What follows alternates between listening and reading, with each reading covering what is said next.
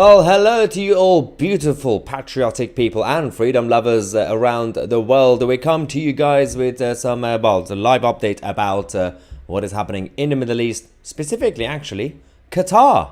Yes, or Qatar, as they would say. So, what we have is the pressure on the leadership in Qatar has been continuing, obviously escalating over the last few days. We had the United Nations session, the Security Council, the vote for the so-called ceasefire, which was essentially asking the Israelis to surrender. And then they were chanting from the river to the sea, blah, blah, blah, all that nonsense. But what we now have is, over the last couple of days, we've shown you footage, we've seen footage on social media and across the corporate media about the soldiers, the nutters, the Islamist soldiers getting arrested across Gaza City, and but that has put more pressure on the leadership in Qatar to get rid of the Islamist leadership of Gaza from Qatar. So these guys have been obviously having a great life in Qatar. They've been living a luxurious life. Obviously, all the funding, all the donations that the left-wing activists have been gathering around across the world over the last few years. The money that was supposed to go and help people in Gaza City, wow, you know what happened with that? It was sent straight to Doha and Qatar. And these guys have been having a great life. Now, we are hearing something different. Qatar have kicked out the leadership of Gaza from Doha. And the interesting thing is, we have to find out exactly where they're going. Because if they end up coming to London, it's going to be a bit of a problem. Obviously, they would not publicly and officially come to London, but you never know. This was always there was a precedent when it comes to London being a safe space for enemies and nutters. So, as we reported on 2ctv.com, the leadership have now been deported, but this was actually reported from the local media and regional media anyway. So in a surprising turn of events, there's several key figures, basically leadership. They've got so many leaders as well, by the way. They have different titles. Have mysteriously departed Qatar following the Qatari government's demand to leave the country. They're scared, basically. Sources from Doha, reported by a KN Arabic language channel, indicate that these leaders have gone off the grid, shutting down their phones and cutting off all communication. Where are they? So they could be anywhere. They could be in Birmingham. You never know. So that's what's happened essentially. But putting enough pressure on the Qatari government, because the Qatari government still want to be close to the West. Well, not necessarily the West, the international stage, because they're still playing around with gas and oil, and they want to be around with the globalists and everybody else, and they still rival to Saudi Arabia. They don't want Saudi to take all the credit for everything that's happening in the Middle East. But Qatar is in the pocket of Iran as well. On the one hand, they don't really want to anger the Iranian regime. They're only doing this, apparently, if it's actually happened. We need to actually get proper evidence. Obviously, it's been reported, but we'll get evidence at some point. They can only do it now because even the Islamic Republic of Iran, who've been behind all these organizations, even they have been slowly withdrawing, at least when it comes to Gaza. They are focusing on Lebanon, they are focusing on Yemen, but they are kind of done with their puppets in Gaza. They say, yeah, well, let's just sacrifice these guys. Anyway, additionally, one of their leading members, Salah al-Aruri, has reportedly shifted his base from Beirut to Turkey, or Turkey, according to the KN News. These last-minute movements and the silence from the leadership have sparked speculation and concerns regarding their motives and the implications for regional stability. But by the way, it's not just about regional stability. I mean, the whole concept of this issue is that it's the fact that it's an international problem now. Thanks to our liberal governments across the Western world, we have now turned this into our problem. Usually, if something happens anywhere else in the world, like, for example, what's been going on in Yemen, you could say, well, it's none of our business, let's just stay out of it, we don't have to pick a side. Well, thanks to all our obviously successive governments, presidents and prime ministers, they opened the door to chaos. The problem is now here as well. The problem directly affects us now. You can't just say, well, some random stuff is happening somewhere else. And now we have to sort out our own situation. You need to sort out our own national security concerns, because people here Normal, ordinary, patriotic people have done nothing wrong. Why do you have to expose them to enemies who you invited into coming to the country? And those who say, well, when did I invite them? Angela Merkel proactively and publicly said in 2015, you are welcome to come here. They didn't even vet anyone's background. And it keeps happening. Now, London has always been, by the way, a safe space for nutters. Not just Islamists, everybody else as well. You've got families of relatives of bin Laden. You've got, obviously, Karl Marx was brought here because he couldn't write in Germany. So this place it turned out eventually to be a cesspit of people, crazy people, and criminals, and those with a vested interests. But it's not just London now. That's the point. You could have said 50 years ago, well, London has a problem. We have a lot of, in the name of dissidents, but a lot of weirdos who get invited to come to London. But now everywhere is like London. Berlin, Paris, New York, Chicago, Toronto, every big city that you have in the West. And, of course, Australia, New Zealand, all the other places as well. The safest places will end up being East Asia, like Japan and South Korea, those sort of places, and Eastern Europe, places like Hungary, which, again, will have different problems going forward. But this is what our leadership did to us. But we have to obviously find out more updates, because one of the conversations that we have, and I'm going to come to you guys, get your reaction as well on this issue, is the fact that no one knows where they are. Like, how do you not know where they are? It's a very big problem right now, because if they are not going back to the so-called Palestinian areas, where could they go? Actually, let me know in the comment section what you think, where you think they might be in regards to the actual kind of location of these people. Because if Qatar have actually officially kicked them out, because that's what they're saying, but they're saying they've gone. But then, as we said, according to KN's Arabic language channel, they've gone off the grid, shutting down their phones, cutting off all communications. Have they decided to dig more tunnels this time in Qatar? It makes no sense. They are not going to go back to any of the obvious Arab countries. One of my guesses is probably Pakistan. Pakistan is probably an easy option.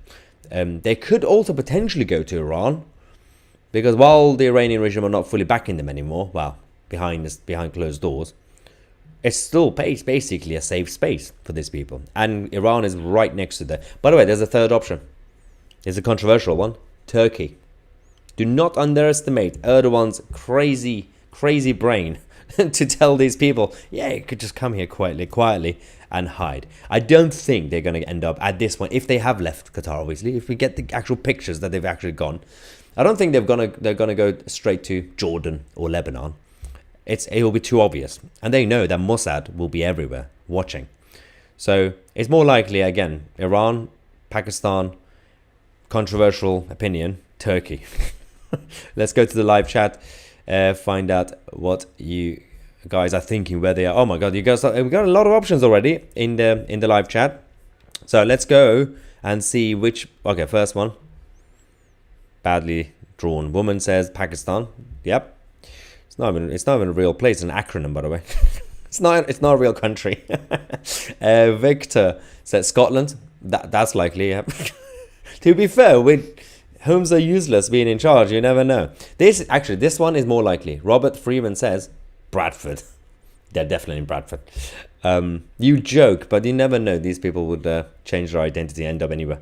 But these people are the greedy leadership, so they're not gonna. I mean, unless they're very desperate last minute, they're gonna find a safe place to actually go. So I can actually believe Lebanon. I don't think Lebanon. I mean, again, you never know, but it will be too obvious for them to make a move to go there, because Mossad will have agents everywhere. Ray says they've gone to Turkey for Christmas.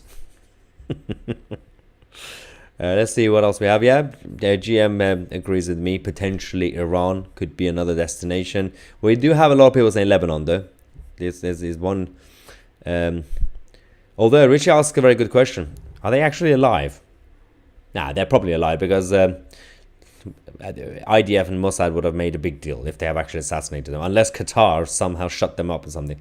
Hubba says Iran or Egypt. I don't think Egypt will be stupid enough, unless they didn't tell unless the government in Egypt are not aware. Officially, they will be too stupid to let them in. Also, we have not received the confirmation in terms of any announcement from any government.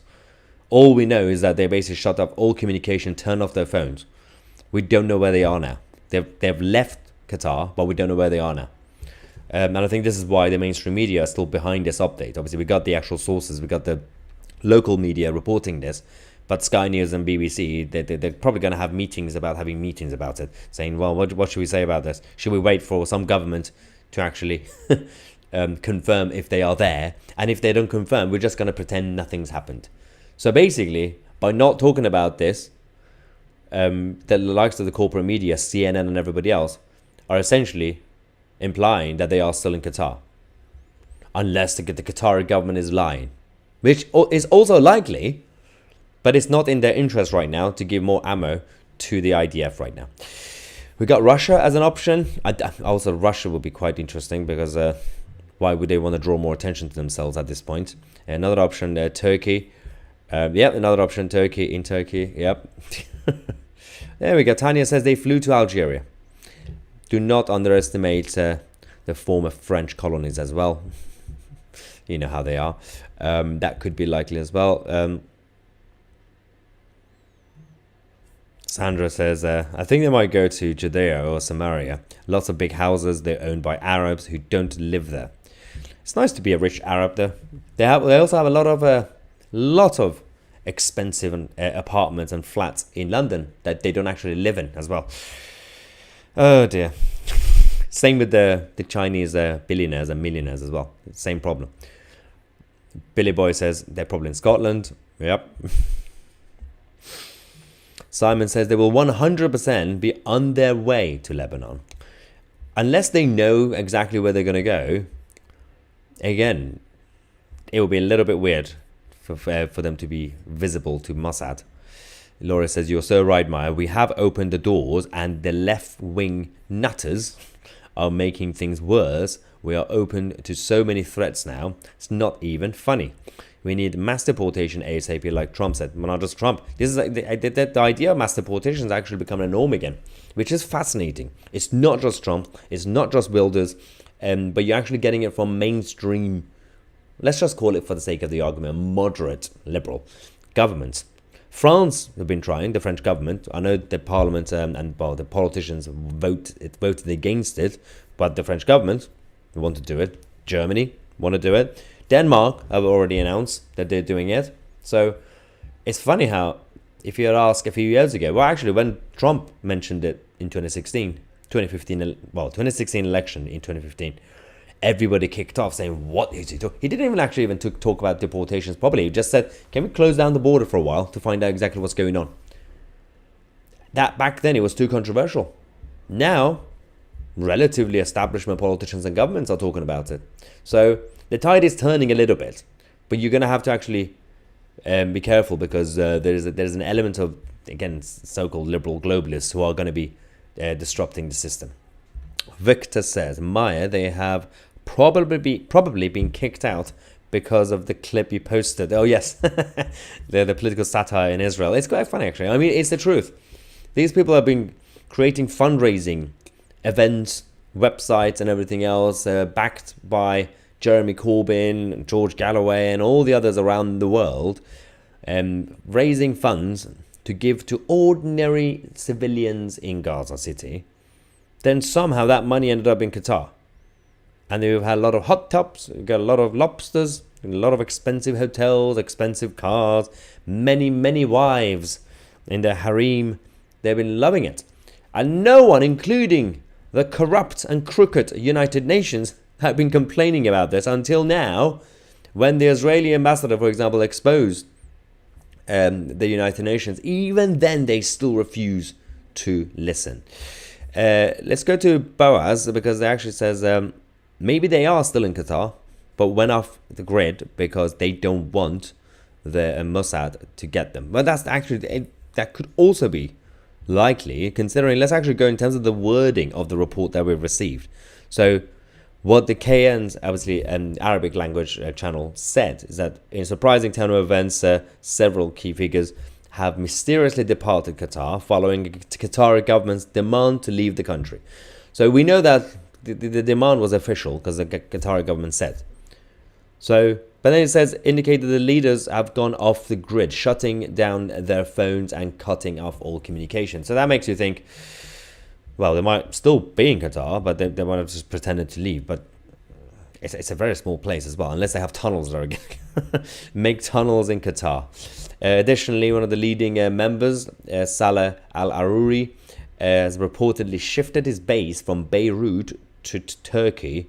This is again according to KN News. And these last-minute movements and silence have sparked speculation and concerns regarding their motives. I mean, in terms of the motive, one of the obvious one is the fact that Israel actually publicly announced last week, we are going to come for you wherever you are, including Qatar. So technically speaking, we know that Mossad was going after them. So if I were them, despite all those expensive hotels and hot tubs and everything else, I would run or I would hide. You can't stay in one place. You were supported, you were basically guarded by the Qatari officials. Now the Qatari government are withdrawing their support. But these people are also psychopaths. Same thing with the Iranian regime. They have backup plans. They have backup plans for the actual original backup plans. They know exactly where they could go. So all you have to do is just essentially go through. That's what the West, or a lot of people and the dissidents in the Iranians have been doing. They had spies inside the Islamic Republic, the regime, over the last 40 years or so, to find out information about the key figures. Because once the day comes, when the revolution happens again, and the Iranians take back their country from the Islamic occupiers, then it's going to be quite interesting, because they've already exposed some of the backup plans. South America is one of the obvious places. Before they were supposed to go to Russia, but that plan has now been ruined. So the problem is, if you're going to send spies, don't really leak the plans, because they're going to make new plans. Let them, when your enemy is making a mistake, let them do it. Don't really let them know that you know about the plans. It's stupid. But so we don't know exactly. They might still be hiding it in Qatar, or they might have actually been on their way to Jordan or Lebanon. Still more likely that they would end up in somewhere like Pakistan or Iran, because it's also next door. It's not too far from them. We will find out. Well, the only way we're going to find out is when Mossad get to them, or IDF find out the information, because you're not going to get any truth from the Qatari government. You're not going to get any truth from CNN or BBC News or the United Nations or the American president. None of these people are going to tell you the truth. The only people that in this situation you can actually trust, in this situation, will be the leadership of IDF and the spokespeople. When they find evidence, when they show us the evidence, not just randomly giving us a quote saying, yeah, trust us, we know where they are. No. Give us the actual evidence where they are. We will find out. 2,998 people watching live, and only 675 people have liked. Click on the thumbs up button. Let's go back to the live chat, get some of your reaction. Then I'm going to show you, in case you haven't seen, the video from the United Nations when the Israeli ambassador went full-on superhero, which is kind of funny. We'll show that in a second. You can run, but you can't, I think it's hide or something from the Mossad. Yep. Yeah, BJ says, typical Arabs turned against the Arabs. Go Mossad. Yeah, let's not forget, the Arab world were the original metaphor for socialists in the West. You know how we always say the political left always end up eating itself in the West? It's the same thing with the Middle East, with the Arab world. Who are like, yeah, we have the Arab League. We are so like friendly with each other. You all hate each other. There's no unity in the Arab world. I don't know what this name is. Fladilada. This channel is a joke for claiming this. Sorry, well, I'm not claiming it myself. I'm reporting what the media has reported. It's not like I woke up today, we're like, what should I say? Should I just say the Qataris have kicked out the leadership? It's KAN. I'm reporting what the regional press is reporting, what the Qatari government have said. It is funny, isn't it? The idiocy of people these people have a right to vote, by the way, which is kind of fascinating. But they will watch the BBC and believe whatever the BBC says without any evidence. It's absolutely fascinating what the world we're living in right now. Oh dear. All right, we have the first super chat from Laurie. Thank you so much, saying, do you have a PO box to send a Christmas card? Well, I'm gonna have to actually make an official one separate to the official address because people keep wanting to send stuff. But feel free to send a virtual one. Don't worry about it, Laurie. Because right now, if I give you my personal address, it's gonna be chaotic. You do realize some enemies are watching this right now. They will destroy us. All right, let's go back to you guys as well. Ricky says, "Give peas a chance." On that note, actually, yeah, let's go to this the video that we had, which was about, in case you haven't seen earlier, the Israeli ambassador in the United Nations. This was absolutely brilliant. He exposed the idiocy of the United Nations. He exposed the bias of the United Nations on the UN's International Day of Neutrality. I mean, this is absolutely fascinating. Let's go to this video. But you know what? I have an idea. If you want a real ceasefire, here is the right address. This is the phone number of Hamas's office in Gaza. You can all call +970 599 3765 and ask for Yahya Sinwar. Tell Hamas to put down their arms, turn themselves in, and return our hostages. This will bring a complete ceasefire that will last forever. So why are you not doing this? Why are you not holding Hamas accountable? Ironically, today is the United Nations International Day of Neutrality, the day on which the UN reminds itself to be an impartial mediator in de-escalating conflict. Ignoring the war crimes of genocidal terrorists on today of all days, this body further proves its utter irrelevance. What a disgrace.